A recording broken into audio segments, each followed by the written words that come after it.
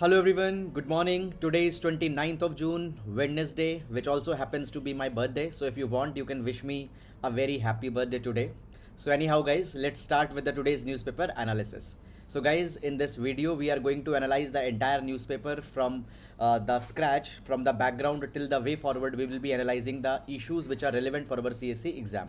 Moreover guys, I would like to remind you that the explainer PDF that I'm going to use here, this PDF you can also download from the Telegram channel, okay, and the link is given in the description box. Now first of all, let's see the overview of the entire newspaper. Here guys, on the first page we can see that first of all the political news etc have been mainly carried, okay, not at all important for our examination, okay, so you don't need to go in this. However guys, the G7's cap on Russia's income from oil sales as well as G7's other initiatives have been there, which also come into the text and context section. Will discuss that particular thing. Moving on, then guys, after that city section, civic polls schedule and all these kind of things, nothing is important in this particular direction. Fine. The city section, nothing is important. Fine. Opportunities, advertisements, okay. So into the regional section, all these kind of things are there which are not at all important. So guys, directly you should jump to the editorial page. Now on the editorial page, the first article is about the political crisis going on at the Shiv Sena. Fine, not at all important article for the examination, no need to see this. Then guys, the essence of time, so this article talks about the anti-defection. Then guys, below article, glimmer of hope.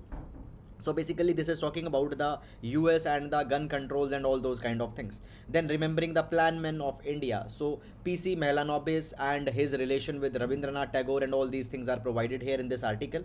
Then guys, moving bring the shine back to on government jobs. So basically this issue article talks about the joblessness in increasing, which is in increasing in joblessness. Fine, we'll see that what should be the strategy, what should be the way forward in this particular direction. A problematic provision. So guys, this article talks about the issues that now the people who are in jail, okay, the people who are in basically in the custody, they are not being given right to vote, and how it is a kind of a violation of their constitutional right. We'll see this article. Then out of sync with Dravidianism, nothing important in this particular regard. Then guys, moving on, we reach to the text and the context page. Now in the text and the context section, the first article talks about the China's intervention in the Horn of Africa. So guys, this article talks about the Chinese strategy with respect to the Africa, okay, what their future visions are and all those particular things. A very important article with respect to the China. Then guys, the next is the G7 plan to counter the Belt and Road Initiative. So PGII initiative has been announced recently. We'll discuss this entire issue here. Then GST reform needs a new grand bargain. So guys, this article is from the archive section. It means it is an old article. Now it is talking about that how the GST system needs to be reformed. However, in this particular line, few days back, already we have seen one particular article. Moreover, this article, yes, earlier when basically it got featured, okay, I have discussed it. Then guys, moving on, after that, fine, nothing is important given on to the page number 12, okay, regional issues etc. But here first we can see that the NHRC's advisory to center state on truck drivers rights, okay, it is some very good recommendations have been given by the National Human Rights Commission. We'll see this entire issue. PSUs are the vehicles of social empowerment, okay, a very basically in this particular article there has been a reference, a phrase that has been given which could be used in your answers. We'll see this. Then further moving on, then the regional issues, political issues etc have been given. Nothing is important in this particular direction. Then building collapse, okay, set up vigil to contain COVID-19. Nothing is important guys. Delhi airport to resume full body security scanners. Nothing is important. Please don't go, please don't read it. Fine, no need to waste your time in this. Then Sri Lanka holds fuel sales for 2 weeks. So as the economic crisis is going on, fine, there are the series of steps that is being taken. This is the latest one. Russia Ukraine crisis, all these kind of things are being talked about, okay. Then on the business page, rate adjustment looms as GST council meets first time in 2022. So guys, see, there are large number of items which are into the different brackets of the GST. Some goods are in 5%, some goods are in 18% bracket.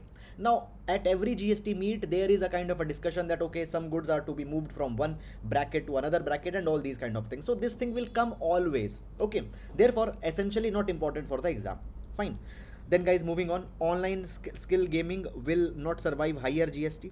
So basically what has happened guys, right now you see that so many of the games of skill are there. For example, For example, let's say there is a Dream 11, Fantasy Cricket. These games are there which you select the players, and onto the basis of their real life you get some monetary rewards. So these are called as the online skill games. Okay, now there has been a proposal that these games should be introduced into the bracket of 28% GST should be imposed on them. So it is a kind of an opinion that it will not be good. Then guys, moving on, after that corporate news etc has been given.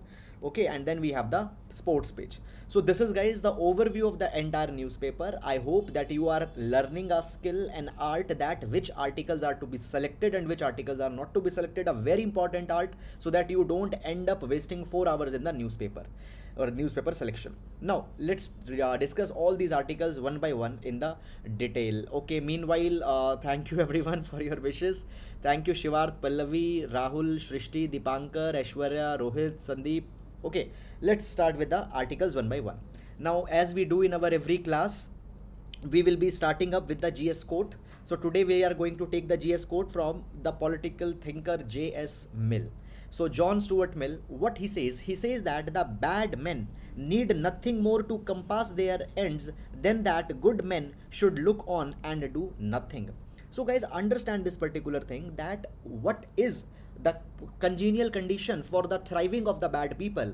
It is only one thing, that the good people, they remain passive, they don't do anything. So guys, understand this particular thing, that passive citizenry, okay, is the most problematic thing in a democracy. Very, very important point. Please do keep it in mind, and please do use these kind of keywords in your answers. Passive citizenry is the most dangerous thing in a democracy that can exist. It will give a free hand to the bad men, to the bad people, to do something illegal, to do something wrong. This particular idea can be very much importantly used in GS paper number 4 as well as GS paper number 2. Today we see the criminalization of politics. Today we see the muscle politics. Why? Because the good people have not spoken against these particular things. So please do use it. Very impactful, very powerful quotation. Now let's take the first article. So guys, the first article I am taking from the text and the context section of the Hindu newspaper, and it talks about the G7 plan to counter the Belt and Road Initiative, BRI initiative. Okay. Now, first of all, where this particular article is going to be important? This article is going to be important in GS paper number 2 under the topic of emerging multilateral groupings. Multilateral groupings and what is the impact of these multilateral groupings. This topic is going to be important. Fine. Now guys, before moving on, let me tell you certain number of things. What had happened recently, a couple of days back, the G7 summit has been hosted in the Germany. Prime Minister of India also visited the Germany and became the part of this G7 as a special invite. Now guys, on this particular G7, they have talked about a certain number of things. Number one, they have talked about the Russia-Ukraine crisis. They have actually asked the India that India should not cooperate with the Russia, should not buy the oil, okay, and all these kind of things. And the second, or the not even second, I'll say the most important thing that came out of this G7 was the new initiative that has been announced by the G7 countries. And this initiative is called as the Partnership for Global Infrastructure and Investment, PGII. Now, what is this PGI all about? We'll be discussing this in this entire article. So guys, this PGI initiative is a kind of a collective move where the G7 countries, they will mobilize around $600 billion. $600 billion will be mobilized by the year 2027. Why this money is being mobilized? For the game-changing, the key infrastructural and transparent projects into the developing countries. Guys, understand this particular thing. It has been provided that the developing countries, there is infrastructural gap. It means the infrastructure that they need and that they are having, it is not matching. Around $40 trillion, around $40 trillion of infrastructural gap is there into the developing and emerging countries. And in order to help them, this PGI initiative has been raised, which will mobilize $600 billion. Now guys, on face of it, it looks as a kind of a genuine humanitarian move, but actually it has one strategic dimension. What is the strategic dimension? It is an attempt to counter the China's Belt and Road Initiative. China's Belt and Road Initiative, which is going on since 2013, where China has invested more than $1.2 trillion in building the connectivity and infrastructure projects into the countries of Asia, Europe, Africa, Latin America. Into the China's Belt and Road Initiative, they want to revive the ancient Silk Route. They are going to make, there are now into this Belt and Road Initiative, there are two components. There is a maritime Silk Road, and then there is and then there is a continental Silk Road that is there. So infrastructure projects, ports will be developed, highways will be developed, semi super speed railways will be developed. Okay, so to counter this China's project, this PGII has been launched. Now guys, one more thing I will tell you, so that you have a very good conceptual clarity. Guys, if you are following the newspaper analysis regularly, we have seen that the last year also these countries have announced one more initiative. The name of that initiative was the Build Back Better World, B3W, Build Back Better World. And at the same time, now this Build Back Better World initiative was of USA. Then there was one more initiative which was launched by the Europe, that is the Global Gateway Strategy. Global Gateway Strategy. Now understand, the Global Gateway of the Europe, Build Back Better World of the USA, now they both have been subsumed under this PGII. Now earlier these things were also talking about infrastructure, PGII is also talking about the infrastructure. So this is, therefore it is a relaunch of B3W, and even the Global Gateway has also been subsumed in this. Now USA has provided that they will channelize around $200 billion, which will be given as grants, which will be given as public financing. Moreover guys, even the private capital will also be raised in the next 5 years, and the money will be provided. Now in this particular PGII, there are the four pillars. There are the four pillars of this PGII. What are these pillars? Pillar number one, they say that our initiative, our objective is to tackle the climate crisis, okay, to ensure to ensure to solve the climate crisis and to ensure the global energy security through clean energy. Supply chains will be ensured, okay, solar energy will be installed, wind energy will be installed. So climate crisis is to be solved by giving them the technologies for the renewable energies, all these kind of things. Then the second pillar is that the PGII aims to focus on the digital transformation and communication technology, ICT.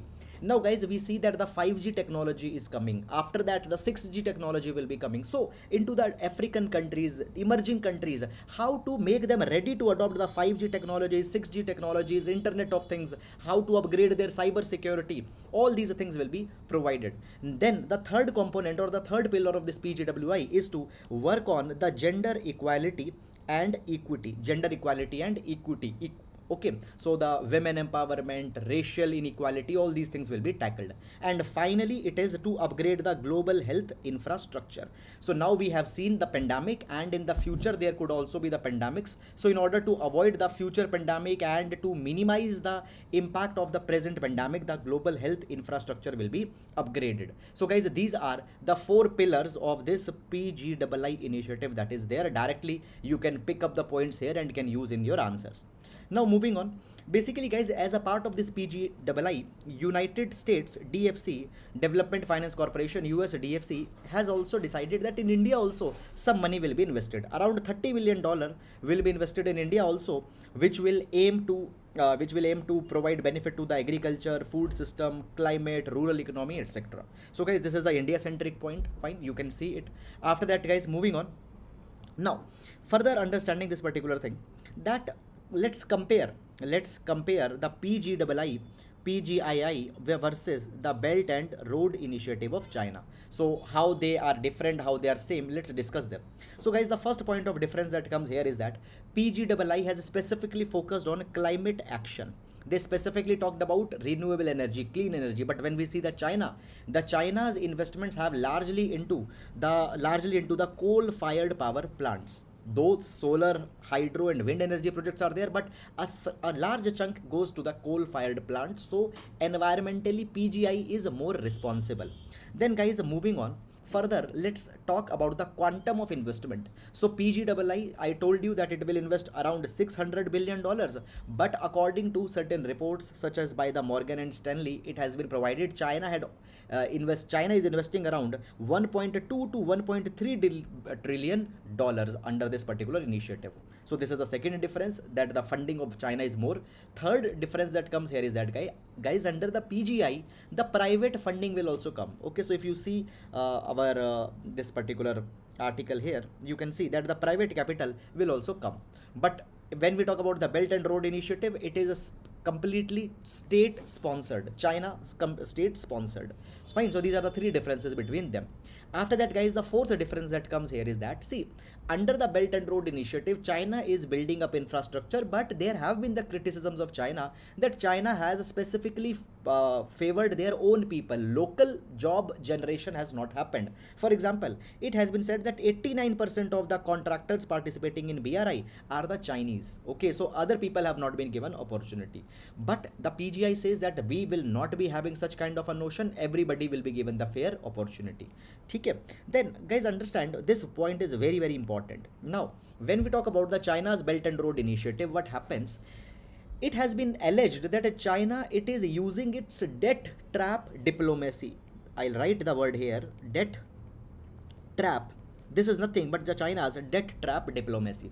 What is a debt trap diplomacy? You give a lot of money as the soft loan to a country, though you know that the country will not be able to return back, the country will not be able to finance, and then using that particular point as a leverage to take the key assets, to take the key infrastructure projects of that particular country. This is the grand strategy of China. Now, what has happened? China had even given in a kind of an illustration of this particular thing. For example, what happened? Guys, China had given a lot of loan to the Sri Lanka.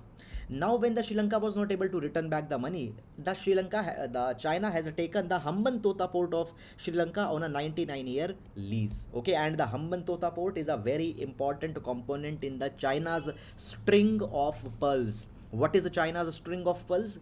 In the string of pearls, China is making multiple infrastructure projects which aims to contain the India. And Hambantota is an important component in string of pearls. It is a strategic asset that China has taken. This thing will China be using in the future, and across the world, strategic assets, military bases will be installed by the China when the countries will not be able to return back their money. So this is an example of the debt trap diplomacy. Because of this only, the PGI is again and again saying this particular thing, that we will follow the principles of transparency, we will follow the values of sustainability, okay, equality, and all these kind of things. So PGI is playing only onto the values, the democratic values, the liberal values, and all these things. So that is all about this particular article. And now let's move to the next article. Okay, so guys, this particular article is again taken from the text and context, and this article is also about the China's interventions, China's development into the Africa, particularly the Horn of Africa.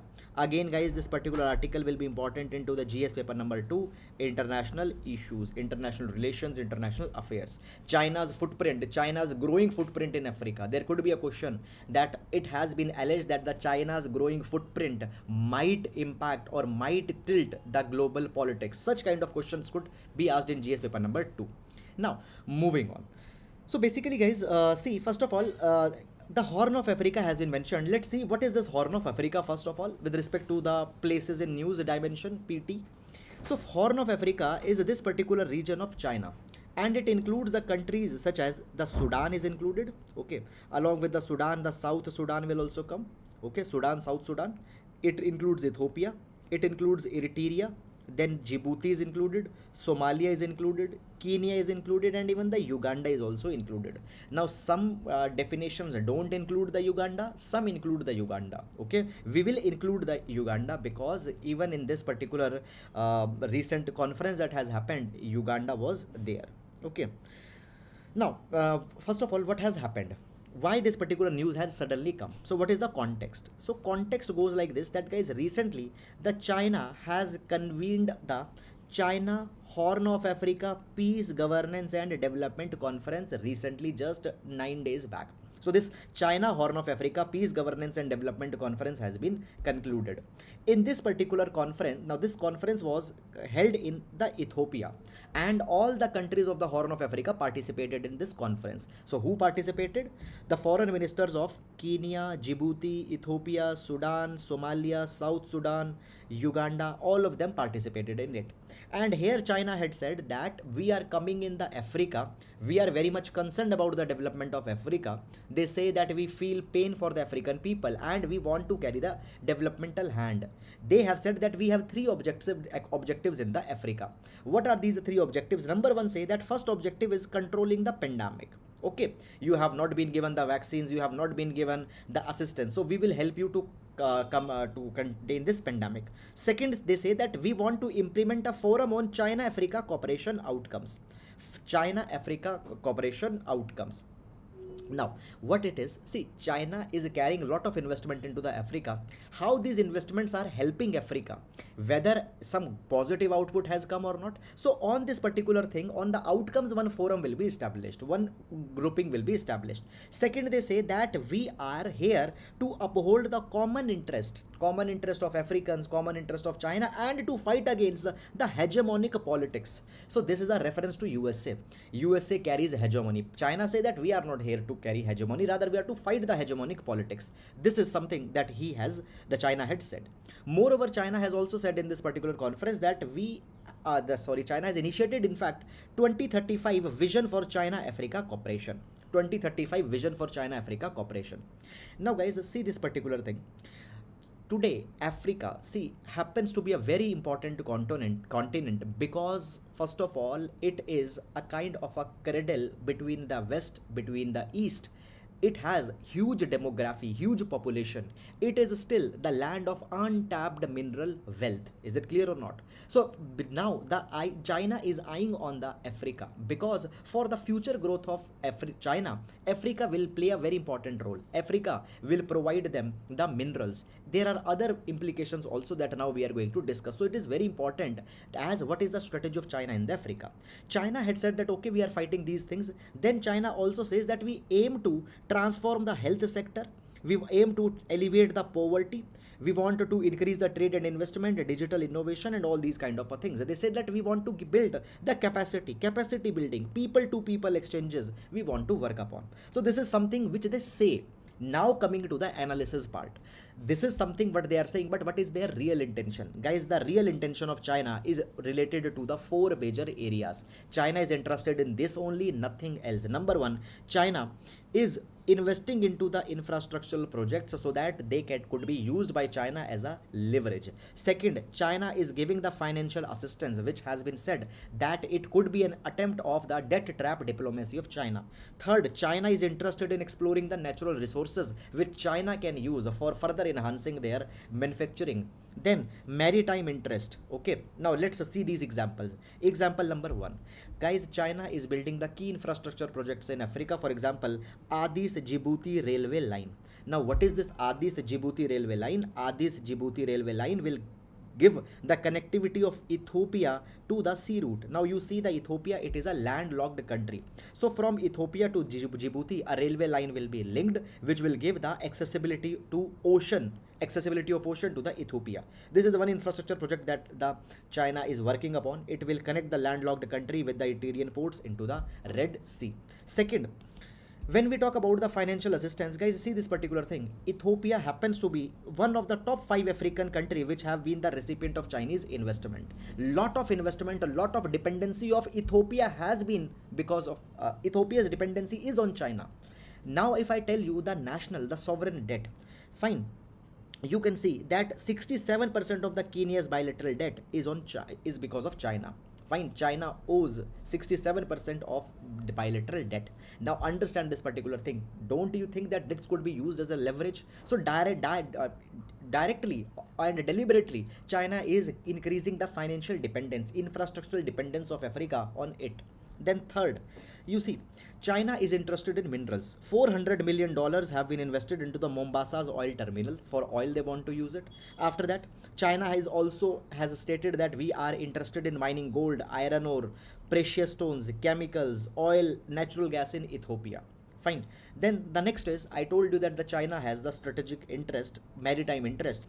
Now China's first and only military base is in which country? It is in Djibouti. And according to the USA, over the years, China plans to build the military bases across the Africa, and this position will be used by China. So China is interested in building the key infrastructure which could be used for its advantage, for making financial dependency of Africa on China, for strategic interest and for mineral interest. This is something that is there. Now guys, understand this particular thing, what this thing shows, what this China Horn of Africa, Peace, Governance and Developmental Conference is indicative of. It is indicative of China's changing strategy in Africa. Earlier, China's strategy was of principle of non-intervention. Okay, now they are playing an active role. Okay, and this is a indication to the world that now China has projected itself as a global leader, and it is an international status of China which should be taken as a confirmation in this particular regard. So this is something, which has been happened in this particular article. So guys, again I'm saying that if you combined this article and this earlier article, PGII article and China's intervention in Africa article, you will get a very good coverage on the China's role in Africa. This is all about this particular article, and now we'll move to the next article. Okay, so this is again taken from the paper NHRC's advisory to center states onto the truck drivers' rights. So guys, this particular thing could be used as a case study in GS paper number 4. In GS paper number 4, ethics. So first of all, I tell you some of the basic information before going in this particular article. So let's see first of all some basic or some of background information. Now guys, see, in our country we have a set of unsung heroes. Who are these unsung heroes? The people who contribute in the economic well-being. These are the people who make our countries functional, but they are never noted. They are never given their due acknowledgement. In this particular direction, there are the truck drivers. Now these are the people who do immense hard work. Fine, 18 hours, 17 hours job they are doing on many instances. They are the ones who are actually keeping our economy functional, but never the regard has been given to these people. Never their economic well-being, their health well-being has been in focus. In this particular direction, guys, the state has failed to perform their directive principle of state policy. The state has failed to give them a dignified right to life given under article number 21 of fundamental right. Now National Human Rights Commission had noted this particular thing, and National Human Rights Commission has given an advisory to the center, state and union territories that they need to protect the rights of the truck drivers. They have said that basically they have given huge contribution to the economy of nation, but rightful entitlements have not been given to them. So 4 areas are there which have been suggested by the NHRC that the states, the union, the UTs need to work upon. They have said that number 1, the truck drivers, they need to be given a distinct protection from the exploitation. There should be the number 2, provision of amenities. Okay, provision of amenities. Now what are the amenities? See, if you have ever been to US or the Canada, fine, on the highways there are the truck by lanes. Fine, that are there. There are the utility services that are there. These utility services, they will contain the restroom. There will be a restroom. There will be the bathing facilities, resting facilities could be there, where the truck drivers can take nap, they can stop, they can refreshen up and all these kind of things.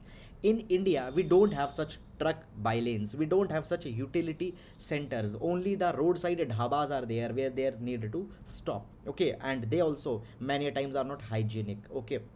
So provision of amenities need to be there. Then the provision of socio-economic security needs to be there. Now see, a truck driver, he faces a lot of, see, occupational hazard is very much high for the truck driver's occupation. Okay, many times, even if let's say they have done their complete they have worked for so many of the years, they don't have any social security, any pension, any retirement benefit.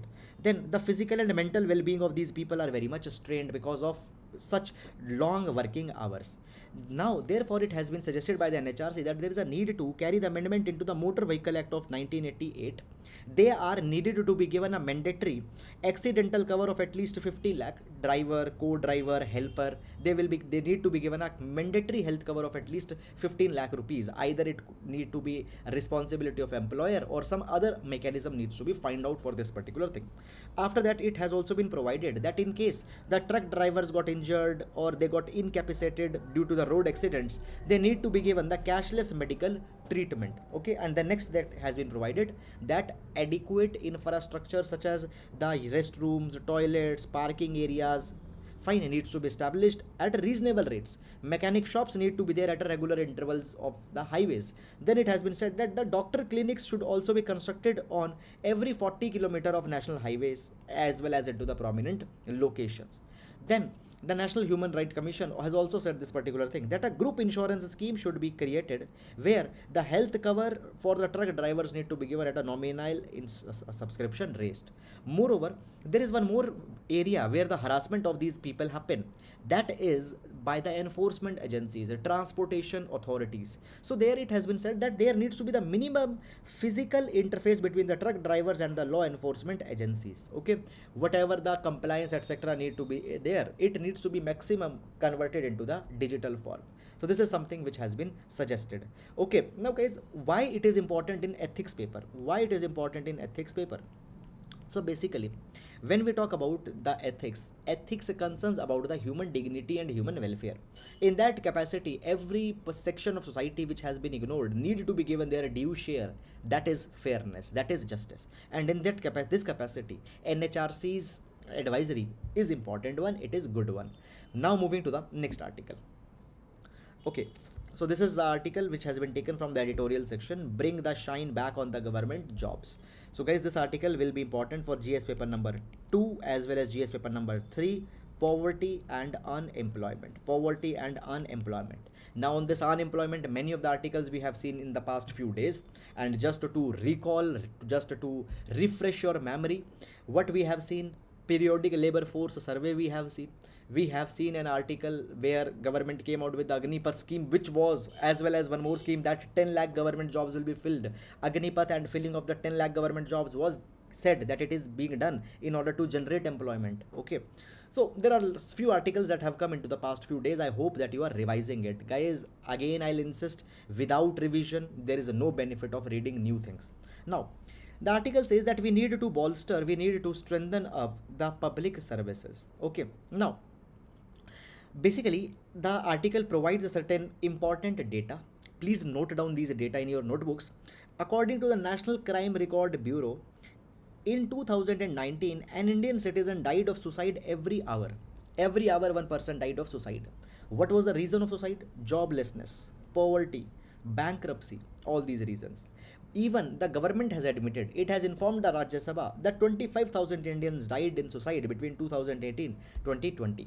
Now understand this particular thing. Let's keep this article at side for 30 seconds. I have said you many number of times that India is having it is in the golden window for demographic dividend. According to the United Nations Population Fund 2020 to 2040, it is the golden window of India because India will have exceptionally young population. Today the average age of India is 29 years. Fine, this young population can contribute into the economic well-being, but we are losing our demographic dividend in suicides. Why suicides? Because the joblessness is there, because the anxieties are there. Government has to focus on this particular aspect. Now it is provided that actually there is a culture of hire and fire that has become prominent even into the government. Now there are certain examples that are given. You need not to remember these examples by the numbers. Now in 2022, Haryana terminated the services of 2,000 contractual health workers. These health workers were one who were appointed during the time of pandemic, and now they have been removed. Why? Because there is no utility of these people now. It is a driving joblessness. It will create the economic anxiety. In Delhi, hundreds of nurses, paramedical staffs have been removed. Same way in the Assams, more than 8,000 panchayat and rural development contractual staff, they have basically protested, okay, as their work, they are basically that they are not being regularized, they are not being given a permanent job. So hire fire contractualization, it is something which earlier was a phenomenon in private, but now it is becoming a phenomenon in the public sector also. Now it has been said that actually right now the joblessness, there are two problems in that regard. Problem number one, first, vacancies into the government jobs are not being filled. According to the article, there are nearly 60 lakh vacancies into the government offices across the departments, across all the departments, all the levels. 60 lakh vacancies are there. They are not being filled. Second, it is being said that even if the vacancies are being filled, they are skewed towards contractual jobs. Fine, on to the contract people are being hired. They are not being given social security benefit. They are not being given long-term employment. Just for the need-based arrangement on a contractual basis, they are being hired. Now, this particular thing is problematic. Even guys, the Agnipath scheme that has recently been announced, where on the 4-year tenure the youth will be employed into the defense forces, it has also been said that this is also a way of contractualization of job. It has been provided that in 2014 about 43% of government employees had non-permanent or contractual jobs. Okay, this number is actually increasing. Okay, now it has been said that the central public sector enterprises, fine, the PSUs, there the share of contractual employees has actually increased. It was 19% and now it has become 37%. So in PSUs even the contractual workers number is increasing. So therefore there is a need that rather than expanding the contractual employment, we need to embolden, we need to give more permanent jobs into the government sector. Number one, we need to skill the people, skill the labor. Okay, secondly, it has been provided that there is a lot of scope that into the public health the people can be employed, and building the robust public health is a need of India. Article 21 provides it. Even the United Nations had said this particular thing, that there is the dearth of 2 million doctors in India. Okay, so we need to invest in public health. Now investing it will create jobs, as well as it will also lead to the creation of the societal assets, building more ICU beds, having the universal basic health. Okay, it is important for India because under article number 21 right to health has been guaranteed. That thing will also be fulfilled.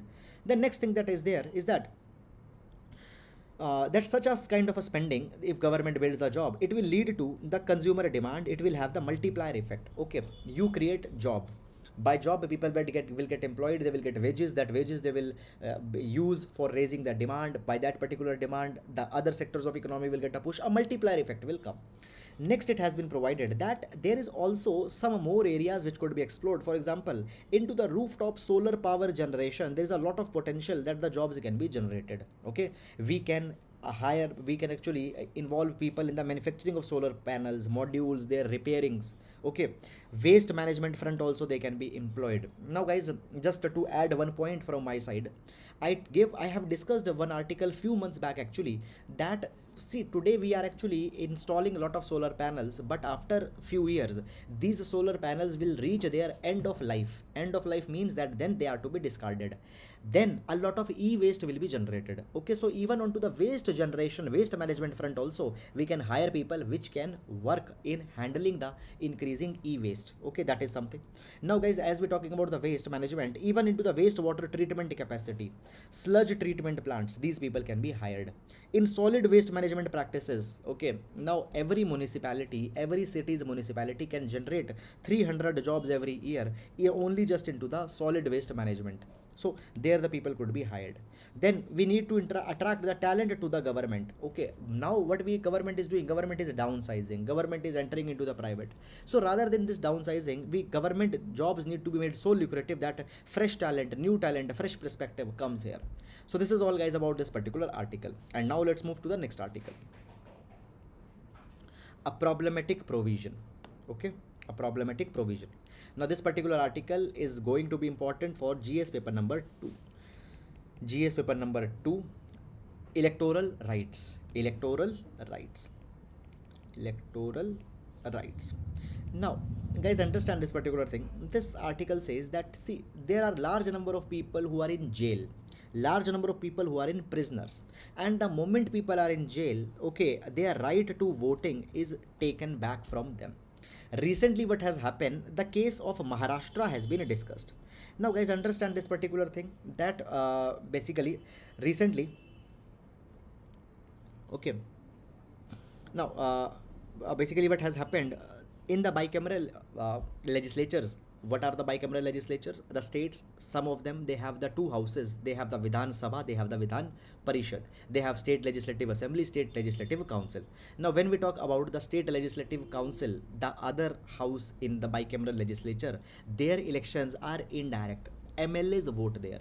Now, guys, as the elections were to happen into the Maharashtra, the MLAs have to vote. Now, some of the MLAs into the Maharashtra, they were in the prison because of the money laundering offenses. Okay, now they are into the jail. Their charges have not been proved. Now they ask that we want to vote into the elections for the Vidhan Parishad, for the state legislative council, but they were said that you cannot vote. Why you cannot vote? Because you are in the jail, and the people who are in jail, they cannot vote. Even the Supreme Court said that they are not allowed to vote. Now, guys, there is one important provision that becomes important here. So there is section 62 subclause 5 of the Representation of People Act. Now, section 62 subclause 5 of the Representation of People Act provides that if a person is in jail, then the person will not be allowed to vote, and by that logic only, these MLAs were also not allowed to vote. Now, understand one particular thing is that, guys, the intention of this section 62(5) is good. It wants to deter, it wants to keep the criminals at distance. It wants to maintain the integrity of the election. Only the clean people should vote into the election. This was the intention. But there is one problem that is coming. The problem is that the yardstick that is being chosen, it is the confinement and not the conviction. Now, the confinement and conviction is different. What is confinement? Confinement means that suppose there is a person, he has been arrested on suspicion. Case is going on. Still his charges have not been proved, but he is in jail. So he is in confinement. Conviction will happen when a person's crimes have been proved. So till the time, now guys, you know that in the justice, one particular statement is very much important, that innocent until proved guilty. Okay, so conviction is a point when you will be proved guilty. Before that, you are innocent. So by that particular logic, they should be allowed to vote because they are innocent now. But the conviction is not the matter that is considered, rather the confinement. The moment you are in jail, you cannot vote. Now understand, this has one very big problem. Guys, there are large number of under trial prisoners. Who are the under trial prisoners? The people who are in jail, the case is going on them, but still the crime is not proved. And it is provided that 75% of India's prisoners, out of 5 lakhs, 75% of India's prisoners, they are under trials. Their crime has not been proved, and because they are under trials, they cannot vote. Their right to vote is getting lost here. Is it clear or not? Now it has been provided that at the same time, there is some kind of a absurd logics also that are there. See, a person who has been convicted for a criminal offense has many times have managed to secure bail. They can go out, they can secure bail, they can vote, but if you are in jail, you cannot vote. So it has been said that this is a kind of an absurd thing that is there. We need to amend this section 62 subclause 5. Is it clear or not? We need to amend this section 62 subclause 5. Now, suppose there are two type of people. You are sitting in your home, you are a law-abiding citizen, you are an innocent person, you are sitting in your home, you can go and you can vote. There is a person, let's say, he is just in jail, he has been wrongly implicated, his crime has not been proved, and until his crime is not proved, he is also innocent, but he is not being allowed to vote. So Article 14 is getting violated, which talks about the equality before law. Okay. Then the next thing that has been provided is here is that section 62(5) strips the people from their basic right to vote. So therefore, we need to look on to the best practices by other country and we need to learn from them. So basically, in UK we see only the people who are convicted and they are sentenced to a prison of more than 4 years, only they cannot vote. Others can vote. In the same way, the Germany also have changed their provisions. They say that the person convicted of certain political offenses are only defranchised. Only just if you are into the jail, you are not defranchised. Now the Supreme Court in this particular matter of Maharashtra, Supreme Court had said that we are open to consider this particular thing, that whether the section 62(5) is constitutional or not, or whether it should be amended or not. So this is positive thing that has come. Now it is high time that the parliament should take a charge and it should actually reform this particular section. So guys, a very good article for our GS paper number 2. Please see it very carefully. And if I tell you in GS paper number 2, provision of Representation of People Act are directly mentioned in your syllabus. So as it talks about the section 62(5) of RPA, it happens to be an important one. So that is all about it, and now we'll move to the next article. Okay, so guys, this particular article, the essence of time. So this article is talking about the controversy going in the Maharashtra, where there are certain of the dissidents in the Shiv Sena party. They have become dissidents. They want to they are shifting their political loyalties. In this particular case, the Supreme Court has given them some time to rethink. Okay, so the article is talking about the defection. It is talking about the anti-defection law. But guys, rather than reading this particular article, I will highly advise you that yesterday on 29 June at this particular timestamp 17 minute 10 second, I have discussed this entire issue of defection, political leaders changing their party right from the start till the reform what are needed into the anti-defection law. I have already discussed. So in this article substance is not there. Rather, if you have not seen the yesterday's article, please see at this particular time, and if you have seen, well and good, you no need to go in this article. Moving to the next one. Now guys, this article, remembering the plan man of India. Now this article talks about the PC Melanobis. Now guys, in this particular article substance is not there. It is talking about the bonding, how the PC Melanobis met Tagore. He introduced Tagore with the cinema, then they went there, then they did this, and all these things are provided. Okay, so in this article with respect to the exam, much of substance is not there. But guys, please do look the contribution of PC Melanobis. Fine, he has been the one who had basically in his remembrance the statistics day is celebrated. He's the one who has been instrumental in planning and economic policies of India. Okay, so see about the PC Melanobis, but in this article substance which could be used in UPSC is not given, so please don't go in it. Now moving on. So guys, PSUs are the vehicles of the social empowerment. Now this particular article, what is happened, I tell you first. So basically guys, there are the speculations that are coming that into the upcoming monsoon session, government is going to bring a bill which will privatize the banks and the government will exit from the public sector banks. So guys, here it has been said that now government is moving very furiously onto the privatization, and it has been said that privatization, just mad privatization, is not good, and privatizing the banks is even not desirable. Okay, so here the opposition members, they are just saying that the government should not bring such kind of a bill. Fine, they are just selling the family silver and all these kind of things. So just one line is important, one line could be used in your answers. They have said that the PSUs are the vehicles of social empowerment. How PSUs are the vehicles of the social empowerment? Number one, PSUs just don't work on profitability. PSUs also work on the job employment, job generation. In fact, in 1950s when the PSUs were initiated, they were the chief generators of the job, and for that thing only Jawaharlal Nehru, when he went for the inauguration of the Bhakra Nangal Dam, he referred that these projects and the PSUs are the temples of modern India. They are the one who will remove the miseries of the people. So the job generation is there, and through the job generation for the poverty alleviation also they have worked. Then guys, thirdly, many of the public services enterprises, as they are not driven by the profit, they provide the high quality products. They provide the high quality products which are important for many vulnerable sections of the society. Particularly guys, if we talk about the banks, fine. Now guys, the banks got privatized way back in 1969. What was the reason? Reason was this, that earlier the banking products were not designed for masses, were not designed for the poor people, and the banks did not have any incentive to include them.